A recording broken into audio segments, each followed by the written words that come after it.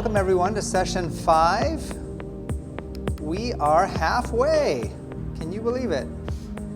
You have chosen to live free, and we are halfway together to mapping out these new habits, a new life, and a new destiny. And our topic tonight is going to be on creating a lifestyle, exercise, and rest. The ripple effect is that God blessed man with fresh air, exercise, and rest as antidotes to many mental, physical, and spiritual maladies. God designed you for renewal, for restoration and recovery. He has power, He has promises, and He has a plan. It is His plan to restore what sin has broken and taken away. But remember, the responsibility, the ability to respond, to use your freedom of choice, and to make change is yours. You have a free will, the freedom to choose. When you choose to act upon the good impulses that God puts in your heart, that's when real life-giving change takes place. Fresh air, exercise, and rest increase your energy and are powerful weapons against stress and cravings. Now, are you arguing with yourself about whether you feel like exercising? We have to make up our minds. The real question is not, will I exercise today, but rather, when will I exercise today? And where will I exercise today? Exercise is powerful medicine.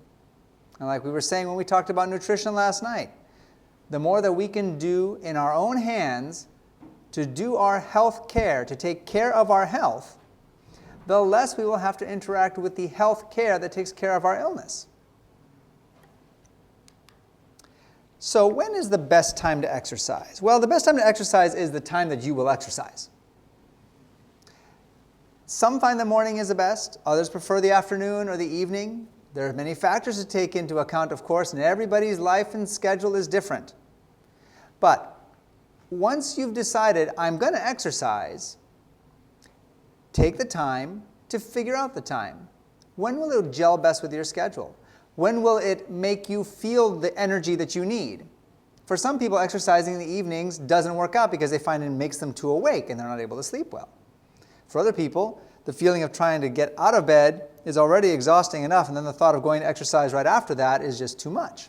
So you have to find what works for you, and you may find that as your energy overall improves, as you start doing all the different lifestyle changes we've been talking about, that your ability to do those kinds of activities earlier in the morning will improve too. Personally, one thing that has helped me to make time for exercise is to just realize it doesn't take that long to exercise. It can, but you're not expected to become a weightlifting bro. You don't have to become a gym rat. 3 hours in the gym in the morning, another couple of hours in the evening. No. You can allot 5 minutes to get ready. Get my shoes on, get dressed appropriately for the weather if I'm going outdoors, get some loose clothing on if I'm going to stretch or if I'm going to just be doing some aerobics indoors. Then 10 minutes for starters, whatever exercise you choose, and another 5 minutes, maybe 10 minutes for a cool down and if you needed a shower, depending on how much of a sweat was worked up. That comes out to at a maximum 10 plus 10 plus 5, 25 minutes. How often do you do other things for 25 minutes and you didn't even plan to do them? Here's some other fitness tips to consider too. Climbing stairs, joining a gym or swimming, finding a walking partner. How much easier is it to do anything when you have someone else doing it with you? Playing games. Exercise does not have to be in the zone, no smile on your face, and just trying to make your muscles hurt. There are many active things you can do that will still get your heart rate going and that will get your muscles moving. Things that can be enjoyable, fun, and interesting to do with others. Walking or hiking outdoors, we've come back to this so many times already. The importance of time outdoors, especially during these first few weeks when you are quitting nicotine, alcohol, and caffeine, getting that fresh air, getting that time out there to be able to move in God's sunlight and in God's air. Planning for every season, of course. Like I've mentioned before, you want to take a walk outside, great, but what's the weather like? Check the area. Make sure it's not icy. You will be much less able to exercise if you break an ankle. So plan and go safely. But do find what you enjoy, and that means taking the time to explore options. Because it's often easier when you haven't been exercising, or when exercise has not been a regular part of your life, to have a list of the things you don't like to do for exercise than a list of the things that you do. So until you explore a little bit and experiment with, well, what other kinds of things could people do besides just, oh, I don't know, walk on a treadmill, which personally to me I find exceptionally boring. I don't care that you could watch the TV while you do it, or you could read a book while you do it. I don't care. Walking for me is just so boring. And yet other types of exercises, even things on other types of stationary equipment, like a rowing machine or an elliptical, I find more interesting. So you have to experiment a bit and figure out what works well for you. One way to do this without investing a lot of money into gym equipment is go to a gym and ask for a tour. Let them show you around the machine. Sit down on each one, check it out. And keep a little mental list. Okay, that was interesting. I liked this. The concept of this kind of activity, I like that. You don't ever have to go back there again. Don't let them talk you into the plan if you don't want to. Maybe this is a new section for your journal. Exercises I enjoy, or that I might enjoy. As you surf the web, as you talk to friends, ideas might come up where you go, hey, that actually sounds like a way to move around, get my heart rate up, and get my muscles moving. I should give that a try. Another tip to help you exercise more is keep your walking shoes close by. So for example, if you know that you might have actually more ability to take a walking break while you're at work compared to all the responsibilities of being at home, make sure you've got some shoes you can walk in at work. Keep them under your desk, keep them in your cubby so that you've got the opportunity when the opportunity presents itself. And think like someone who wants to exercise. For example, if you are headed to a destination, if you're going somewhere and there's two ways to get there, pick the way that's going to give you a little bit more resistance. Unless you physically must be on the elevator or on the escalator, take the stairs if possible. This might mean a change in the way that you plan your day. I know I can get zipped right on up to my workstation on the 3rd floor if I just jump on the elevator, but maybe I'm going to plan a few minutes extra to arrive earlier to then take the stairs. What are some other ideas to increase the chances that you will do some physical exercise? I'd like to pull the microphone out and let's just turn this into a little bit of a brainstorm here for a little bit. Thinking about what are ways to increase the chance that you will do some physical exercise? Things that might have worked for you, or just brainstorming, hypotheticals.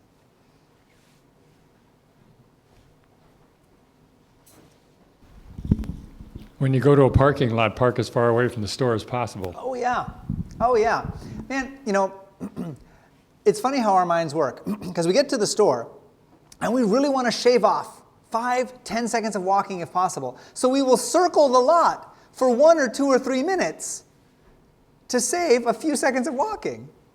Go for that further away parking spot, and incidentally, you will have less chances of damage to your car. Statistically, the closer you park to an entryway, the greater chance that your car gets damaged in a parking lot. So, or that you get lost. I hope you're not saying that there's a greater chance you will get lost on the way to the store. Anyone else? Ideas on how to get a little more exercise fit into your day? Well, I've seen a lot of online chair exercise for women, and I think that's a great way to start, because when I was in Florida with my friend, we attended one at the clubhouse, and yeah, it's a good way to start if you're not used to moving around, because you sit in your chair and you do different things, and I think that's a good way. Absolutely. You know, that is a stereotype of exercise that will often keep people from even considering it. I think down here, by the way, for the microphone. That will often keep people from even considering exercising, and that is, I have to invest in this. I need exercise clothing, I need weights, I need good shoes, I need resistance bands, I need yada, yada, yada. And it's not that you can't use those things. And as you find yourself exercising more, you may want to set aside some of the money that you're saving from not smoking now and put that into the exercise equipment. But you can do so much just with simple motions and things that you have around the house. There are great websites, there are YouTube channels that focus just on how to do exercise without having to buy a single thing. And there are even apps nowadays that you can download that will give you daily recommendations on things to do with whether you're just sitting in a chair or standing in your living room. The only thing that slows down Parkinson's is walking. So I go walking 6 days a week. And I have 3 days, my son Luke takes me and walks 3 miles with me. And then the other days, Emily takes me out. So that's good. And then the other thing, we've got, Jennifer went and got me a little machine that goes on my feet, and I can just do it. And so when I sit in my chair, I will put that in front of me and do it. Is that like for pedaling then? Yeah, or for pedaling while you're seated? Yes, yeah. Exactly. So that's sure. good. Sure. You can set up to do that pretty much anywhere that you happen to just be resting in a chair. And that is a very good point you're making again, that you're going and getting that walking not only to get out in fresh air, because you've also found that for your particular health, it really makes a difference for your symptoms. And of course, going with someone else is so good. The Bible even talks about that it is so much better to walk with someone. Now, it's using it in a standpoint of the emotion of having someone with you and how it's good to be unified, but it's really true that you will be more likely to do exercise if you know someone else is depending on you to show up, to keep the little date you guys made, that we're going to exercise together. And you're going to go farther. Exercising with other people makes you not think so much about how tired you already are, makes you feel less bored. So you will have total overall more exercise if you have a partner.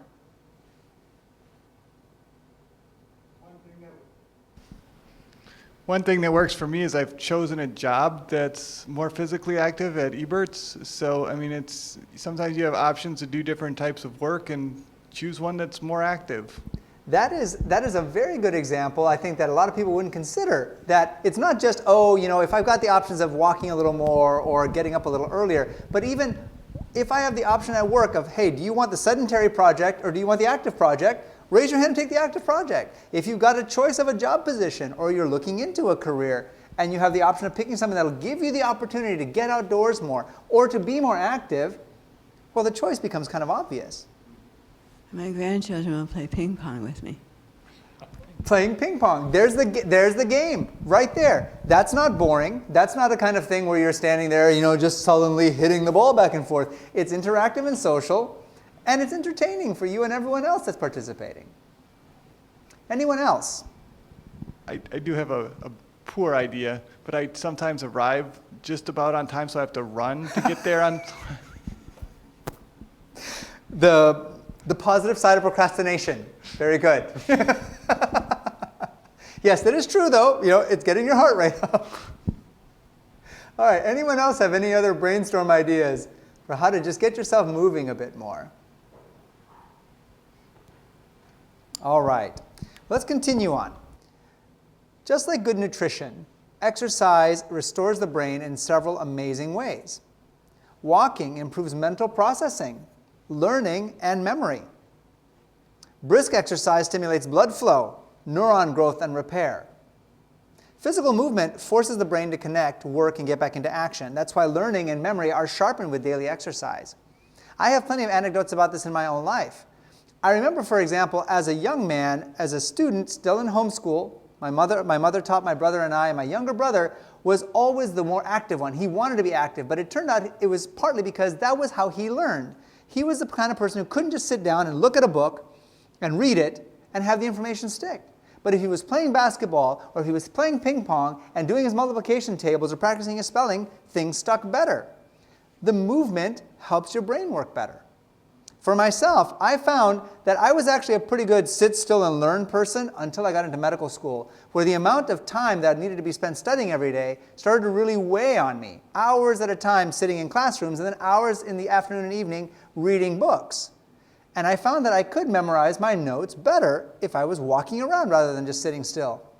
So while most of the other people that I saw studying in our school buildings or libraries would be sitting at a particular desk and reading, I would take my next chapter or my next page of notes, get out in the hallway and just make circles while reciting things to myself. And it did help me learn better.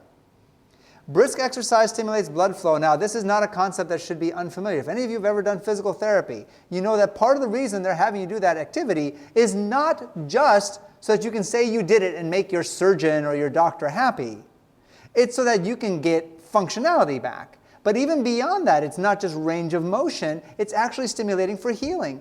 Your ankle sprains, your back injuries, your neck injuries all get better the more that you're moving and getting blood flowing to those organs.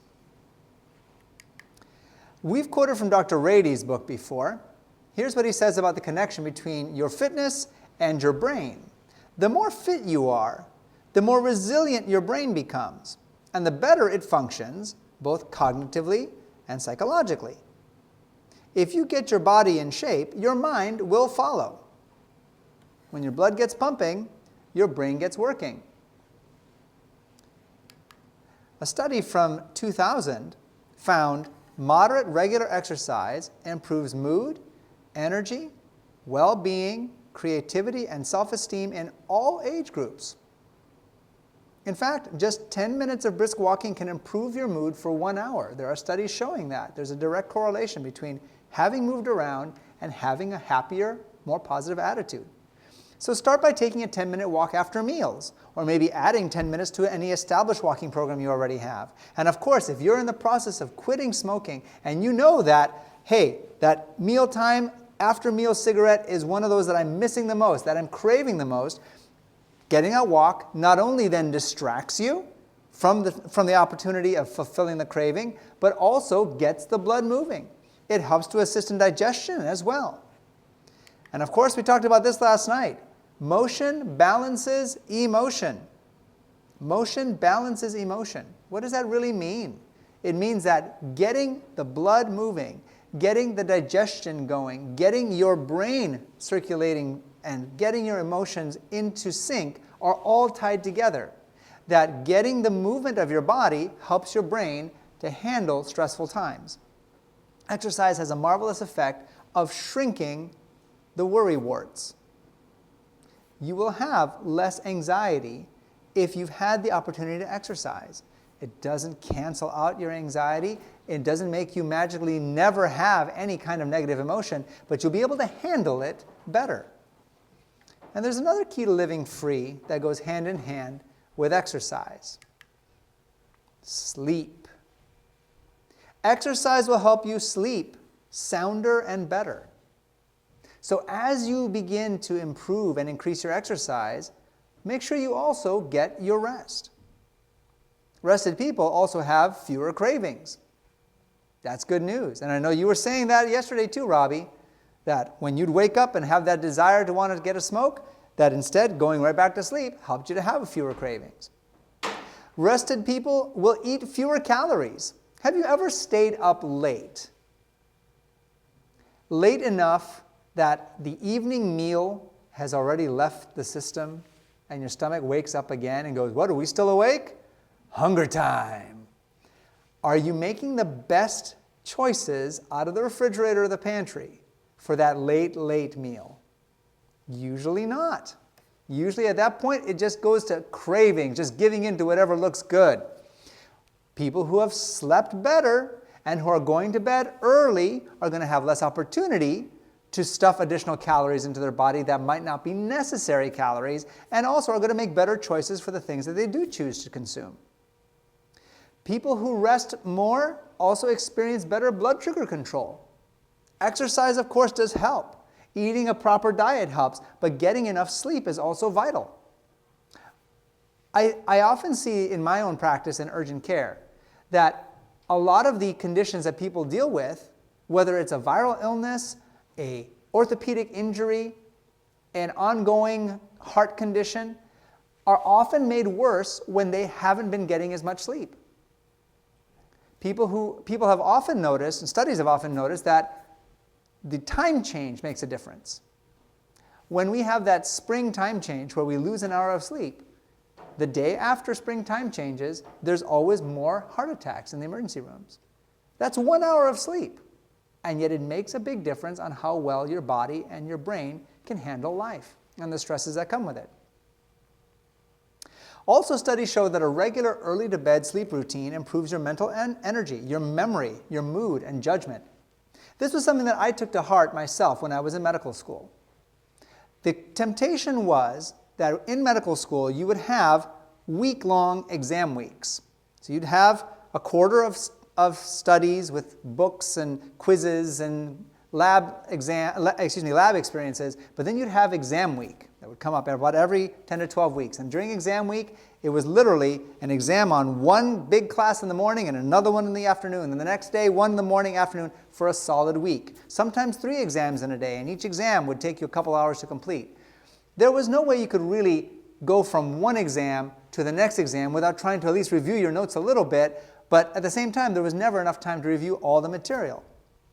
I saw many of my classmates turn to the idea that, well, I just need to then stay awake more to have more time. Many of them would then fall asleep in the study rooms, napping on the floor for 10 minutes, then getting up and forcing themselves to study more. The concept of the all-nighter became a very real thing, but imagine if you're taking exams for a full week long, you can't pull simultaneous all-nighters without paying the price. And many of my classmates commented as we went through, especially through the first year of medical school, which is so scholastically rigorous, that they noticed, boy, I used to do better on tests, but it seems like I'm just not doing as well now. Maybe I shouldn't be pulling these all-nighters. On the other hand, for me, I had learned all the way back in college that I did not do well trying to pull all-nighters. I tried them once or twice, didn't work for me. It was better for me to learn what I could, go to sleep at a decent hour to let my brain process what it had learned, just like we're doing the same thing as we're quitting nicotine. We're getting that extra bedtime to be able to let our brain think and process on what we have been learning and trying to teach in these new habits. That was better for me as well, to process the information I was learning and then get up earlier as needed to also try to study a bit more before exam times. Here's what Dr. Greg Bellingkey has to say about the vital need for rest when you're trying to make healthy lifestyle choices, to learn things and to keep them in your head. Fatigue selectively targets the highest orders of cognitive mental functions. Critical thinking becomes impossible when you are fatigued. Now, what is critical thinking? In this context, critical thinking is your ability to evaluate information and make an informed decision. That's why sleep is so important, because you're undergoing a change process right now. You're receiving so much information to evaluate, to consider, to store in your mind. You want this process of making healthy lifestyle choices to be controlled by intentional thoughts, not by emotions. So get your sleep and let that critical thinking take hold. But there's another kind of critical thinking that you don't want. The kind that keeps you up all night. And who hasn't experienced this at one time or the other? Thoughts of anger, unforgiveness, guilt, revenge, bitterness, or worry. Have you ever lost sleep over one of these categories? I know I have. But these are the burdens that we must lay at the cross of Jesus. He is the only one who can take away our burden of sin and give us an attitude of forgiveness, to replace worry and anger with an attitude of trust and peace. I've got a bonus promise from God that you'll want to put into your journal. Here's the bonus. It's 1 John 1:19. If we confess our sins, He is faithful and just to forgive us our sins and cleanse us from all unrighteousness.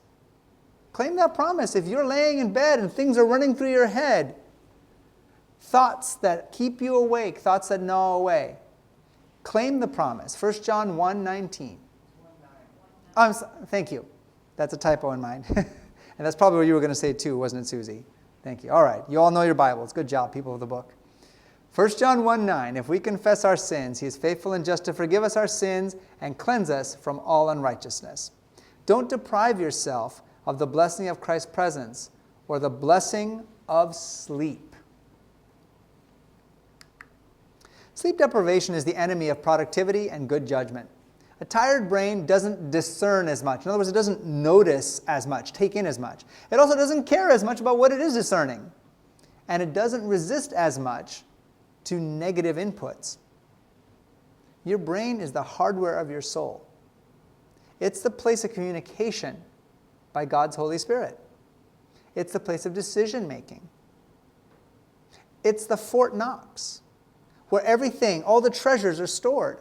That's why it's vital to keep it in good, healthy working condition. You don't want to weaken the walls. You don't want to leave the door to the safe open. You don't want to allow thieves in.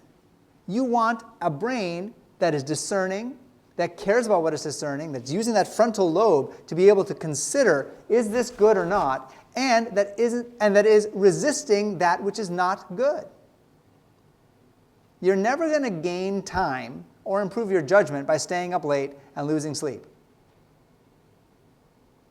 I would say you could easily make a graph, correlation between the value of the life choices made and the lateness of the hour.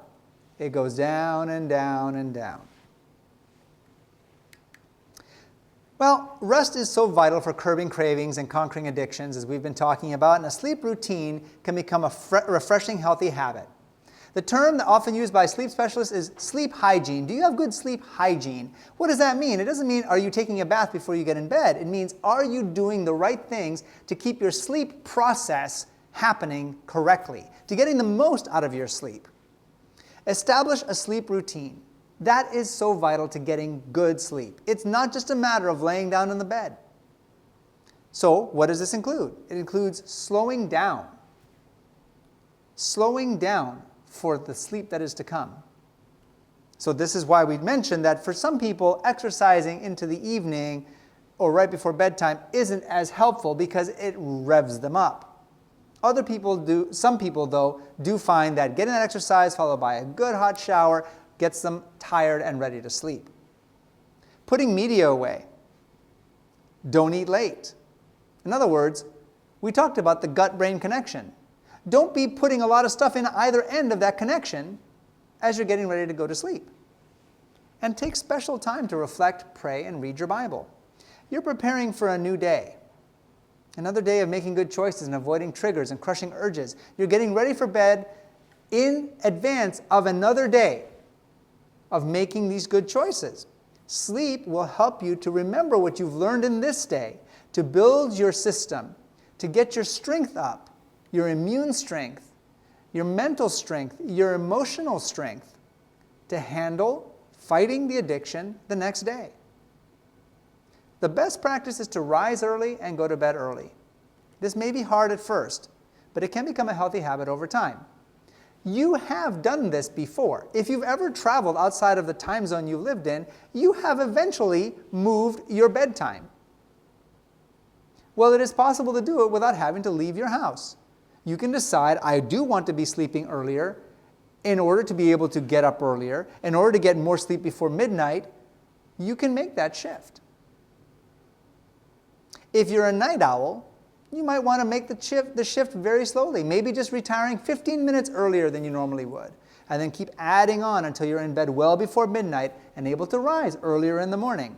And again, remember, the earlier you get to sleep before midnight, the better your body and brain can rejuvenate and remodel. Keep in mind, if you go to bed early in the summertime, it might not be completely dark out, and the sun comes up earlier, which can wake you up by shining through your bedroom window. So consider investing a few dollars in putting up blackout curtains in your bedroom to give you the darkest environment for getting sleep.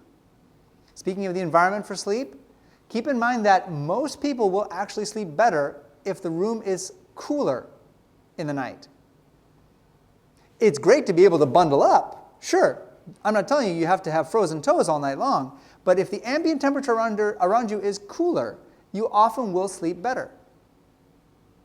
Now let's talk a little bit more about media and sleep. Obviously, media in itself can keep you from getting good sleep if you stay up late on your phone, watching and clicking until you fall asleep from exhaustion. But there are other aspects of media that also damage your ideal sleep routine. Digital screens and LED lights emit energy in a spectrum called blue light. Now, that's not intrinsically bad. I mean, the sun emits blue light too. And we've talked so much about how sunlight is good for you. But when you're needing to sleep, the presence of blue light tricks your brain's circadian rhythm into thinking, well, I'm getting blue light. Blue light comes from the sun. The sun must still be up. I need to be up too. So the less blue light devices that you have shining into your eyes in the hours before bedtime, the easier your brain will turn off and go to sleep. consider using the setting that is available on most modern smart devices now, a night mode, which you can set to kick in at whatever hour you want, so that your smartphone or your iPad will reduce the amount of blue light spectrum coming out of it. Less blue light to your eyes will help your brain to start going to sleep better. There are also glasses that you can purchase that have lenses made to cancel out blue light. Another aspect of technology that can ruin your sleep routine is just having the phone by your bed within easy access.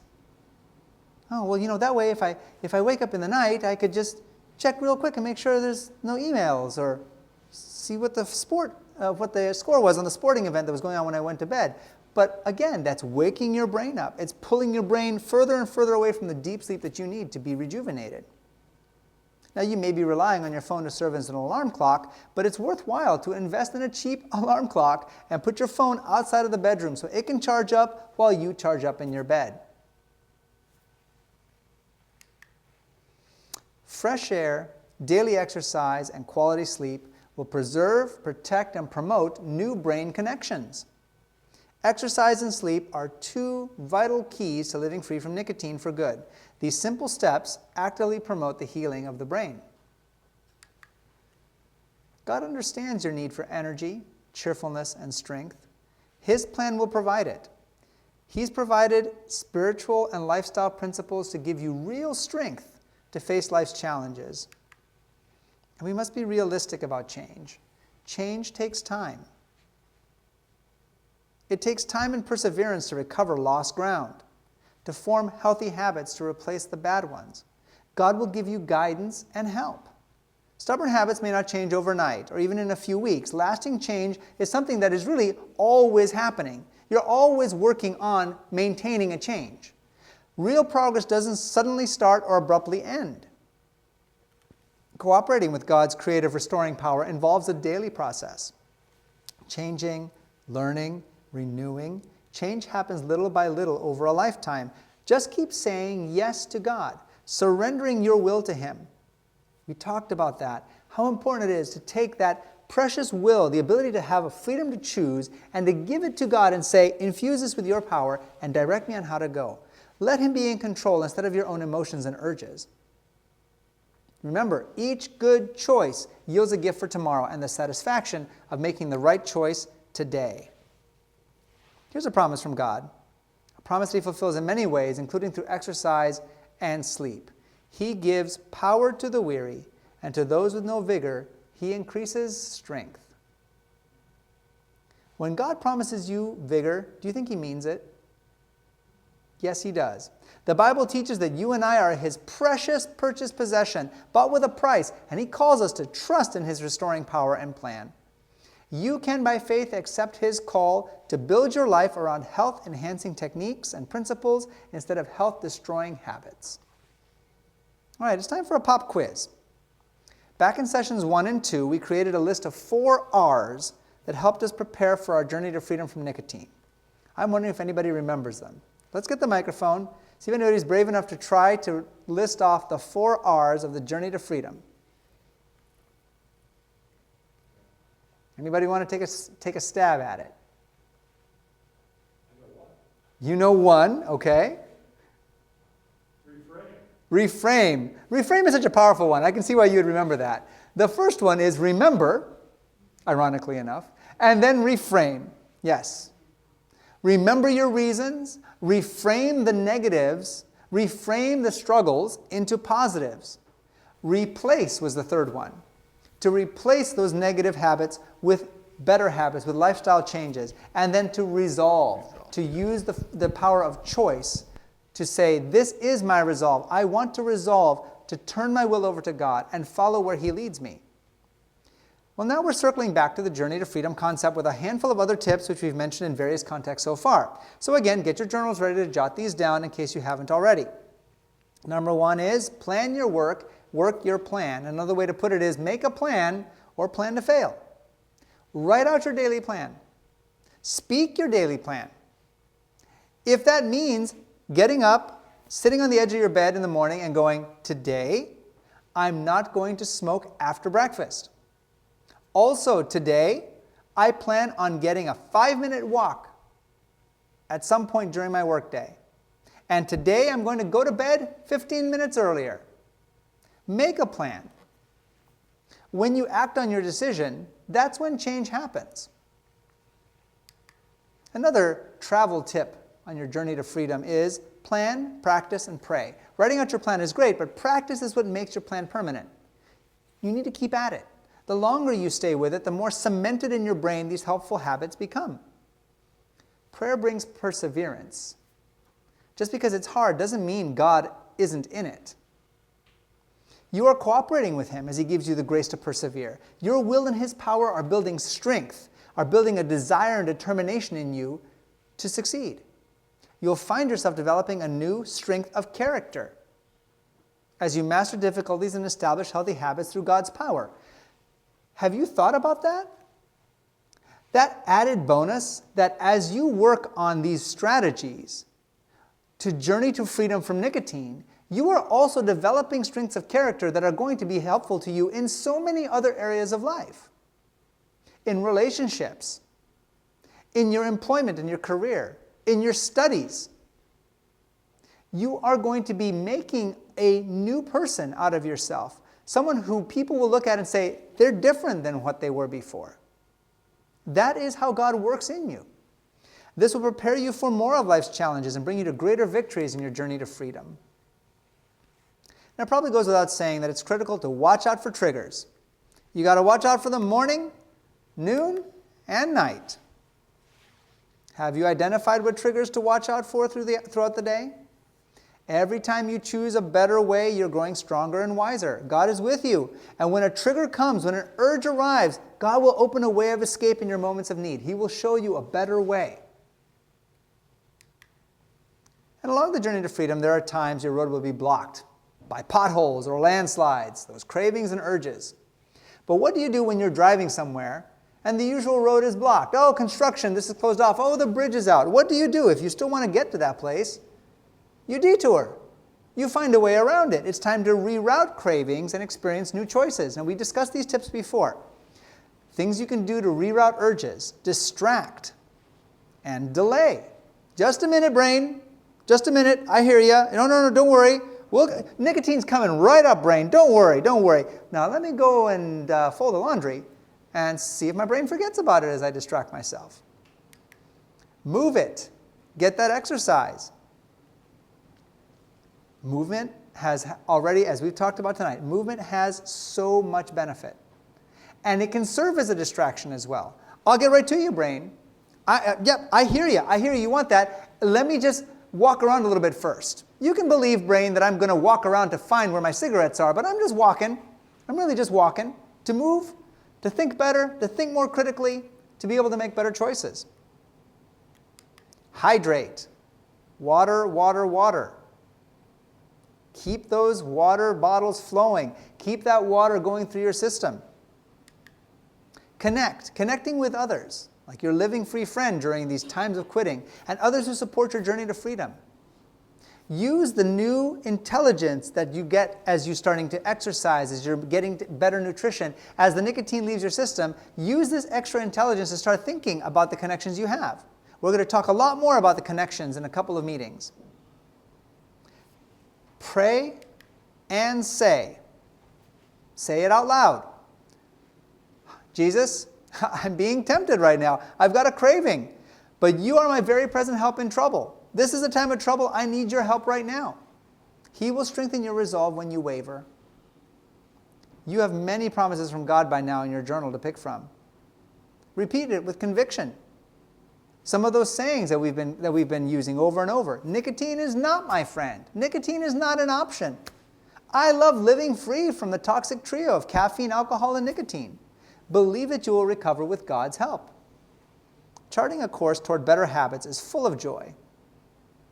Here's another metaphor between taking a trip and quitting nicotine. If you're driving in a straight line, and then you make a small shift in your driving course, are you going to end up at the same place you would have? Or at a different place? Depends how far you're driving. If you're only driving from one side of the stage to the other, and you just turn the steering wheel slightly, you'll still end up on the other side of the stage. But the longer you're going, the greater of a journey you're taking, Those small changes end up with huge differences in your outcomes. Modest shift towards healthier choices will make a big difference in every area of your life and prepare the way for greater success. All right, it's time for some interaction. Let's look at a few discussion questions. I encourage anyone who's here tonight to answer. Just speak into the microphone so we can capture it for the recording, but again, we're not going to put the camera on you. First, I want to ask a question about this rerouting the urge slide that's up here. How can you choose, or how have you chosen to bypass an impulse to use nicotine with any of these tactics? Robbie, we're going to put you on the spot here. Have you used any of these tactics so far? We'd like you to speak into the microphone and tell us what you think over these last couple of days as you've been quitting. Distraction. What kind of distraction? Food. Food? Okay. Have you used any of the other techniques when your brain is saying, nicotine now? Well, it's also a delay tactic. Delaying, okay. Finding ways to make the brain just wait it out and let the urge pass by. Have you been finding that urges do tend to pass after a few minutes? Yeah. They come in waves. Music. Music. Oh, such a great thing to mention. I can't believe we haven't talked about it so far. Music, the power of music to help your mind, to bring calmness, to bring focus, is so important. So many studies show that people who are learning new skills or who are trying to learn complicated things learn them better when they have music. Now, not all music will do it. The music that is more able to be in a background to your mind, think of it as the soundscape to what you're doing, is going to be more conducive to you to learning. If you're taking something that is really raucous, really up in your face, really kind of hard to think to, it probably will not be as useful for you to be able to learn with that. But yes, music can be so helpful to allow your brain an opportunity to focus on something else. Any other tactics that you have found helpful from this slide, Robbie? I've been drinking more water. Drinking water, that's right, that's right. Getting that hydration is so important. And are you noticing, by the way, Robbie, has water started to taste any different for you yet? Maybe a little. A little bit? Have you noticed anything tasting different yet? Because you're just about finishing 2 full days of not smoking anymore. I can't tell yet. Okay, keep watching for it. Remember, that's one of the early rewards of starting to get this out of your mouth, out of your tongue, out of your sinuses. All right, let's go on to some of the other thought questions here. Why is regular exercise an important part of recovery? Or maybe another way of asking the question is regular exercise something that could help you recover? How could it help you? I know you've already mentioned, Robbie, just getting away, just being able to move a little bit and get away from the urge. And that is certainly one of the big benefits. What are some of the other benefits we've talked about that might be useful for recovery? For changing habits. Gives you more oxygen so you can think better, and that will help your decision making. Right. Improving that critical thinking. That's right. It helps to wipe away the cobwebs, so to speak. And then, speaking of things that help to clear the mind, why is adequate sleep an important part of recovery? A lot of the same answers would apply, as we've discussed, that you are able to get more brain permanent change and more renewal in your thought patterns by getting sleep. Yes, Susie? I've got a question. How many hours of sleep? That's a great question. Old medical textbooks tell you everybody has to sleep for 8 hours. There's probably more variation to it than that.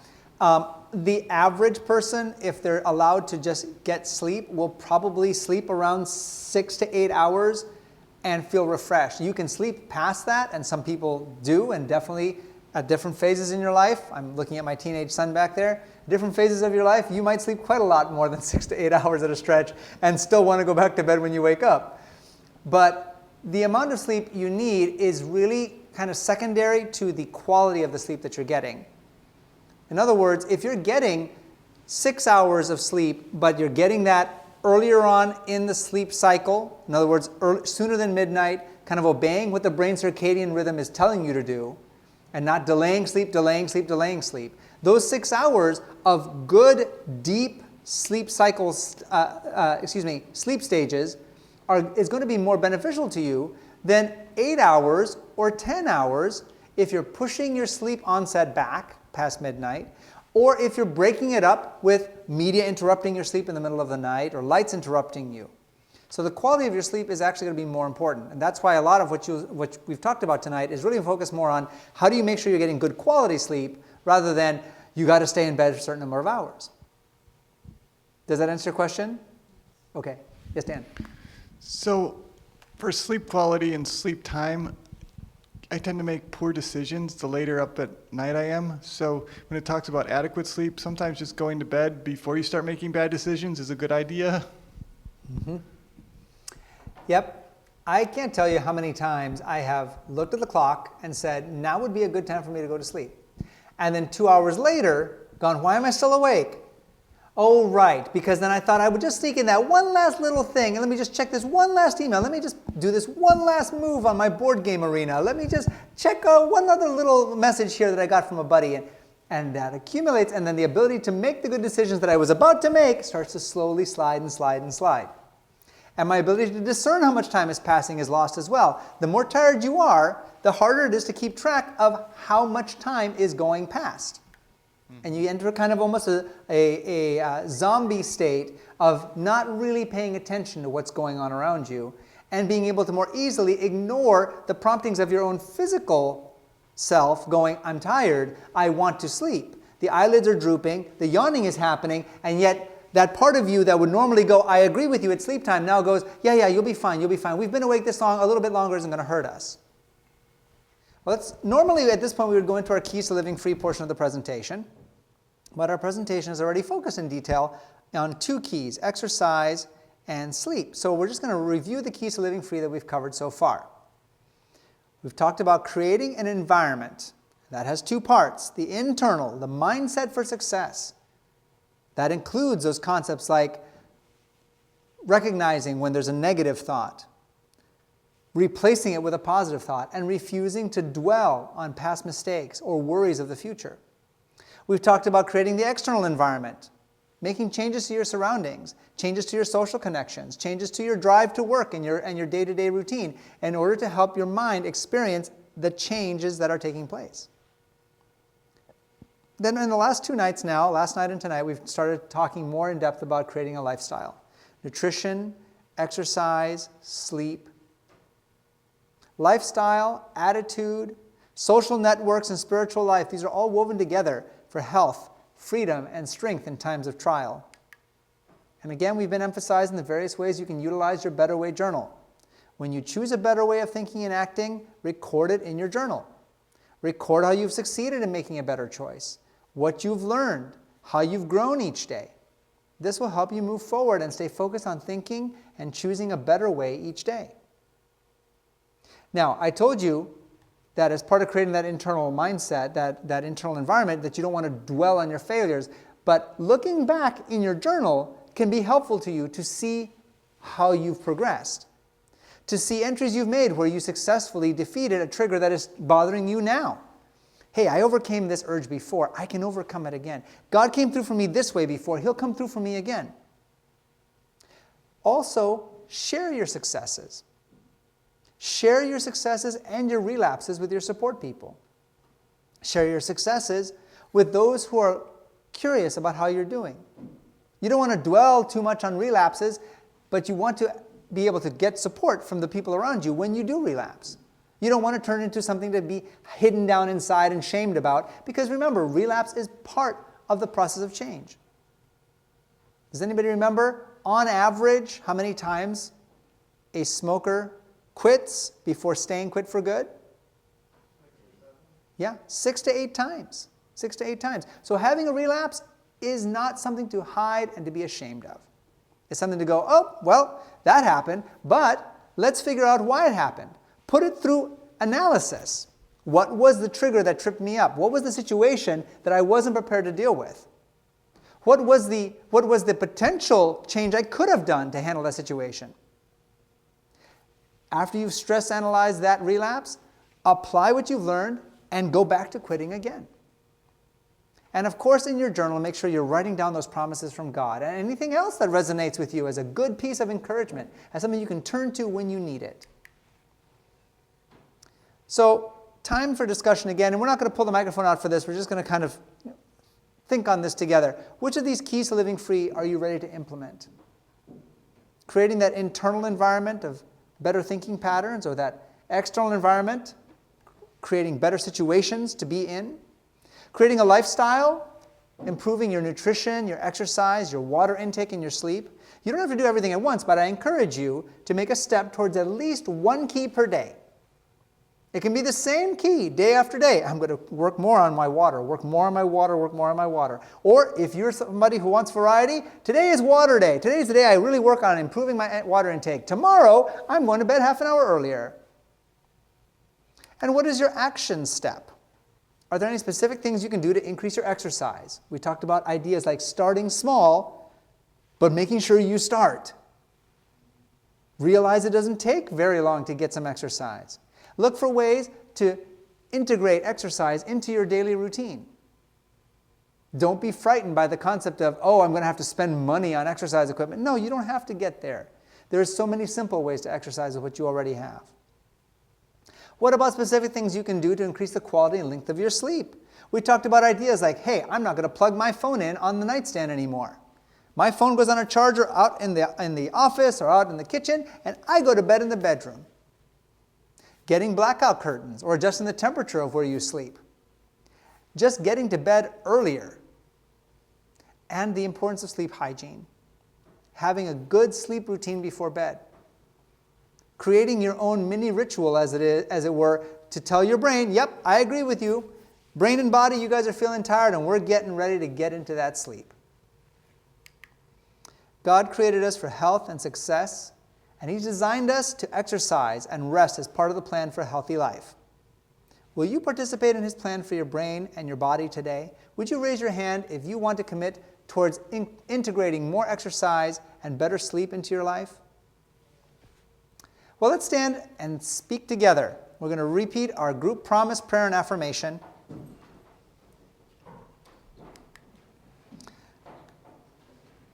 Have any of you found yourself having this verse in your head all of a sudden in the last few days? Isn't that wonderful to have the Word of God suddenly popping into your mind? Claim it. When you think of it, claim it. Let's say it together.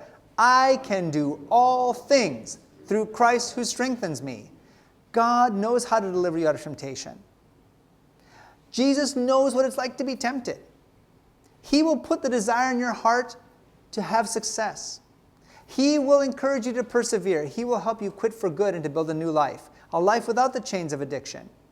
Because as Philippians 4:13 says, I can do all things through Christ who strengthens me. Our group prayer, let's say this together, is, Dear God, thank you that by your power and strength, I am living free.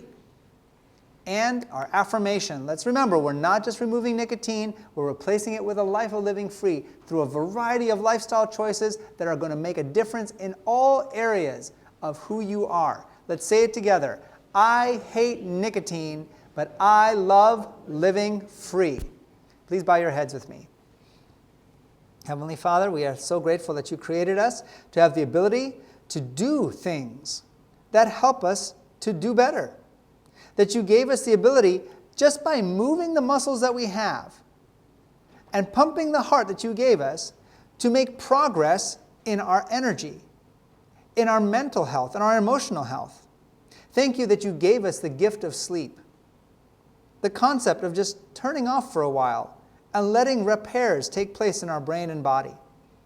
Help us to make the choices to surrender our will to you, perhaps the distaste for exercise or the desire to be up really late. Help us to surrender those things to you so that you can change us and use these powerful tools to help us overcome whatever it is that we are seeking to overcome.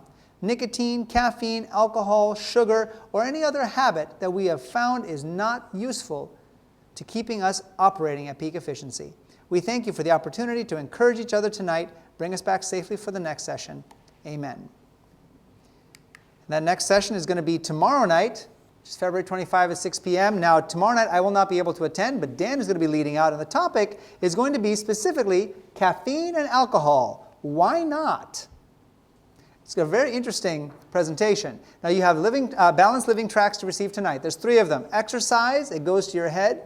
Lifestyle links for diabetes, hope for the diabetic, and superfoods that fight cancer. So make sure you get your handout, your tracks on the way out. There are, of course, the tracks and handouts available online for download. We have now the first 3 of the seminars uploaded to the YouTube channel. So you can go back and review, and you can share these with other people that need to see them, or if you miss a session, you can see them there as well. Make sure you're staying connected with your Living Free friend, and I hope you all have a good evening. We'll see you tomorrow night.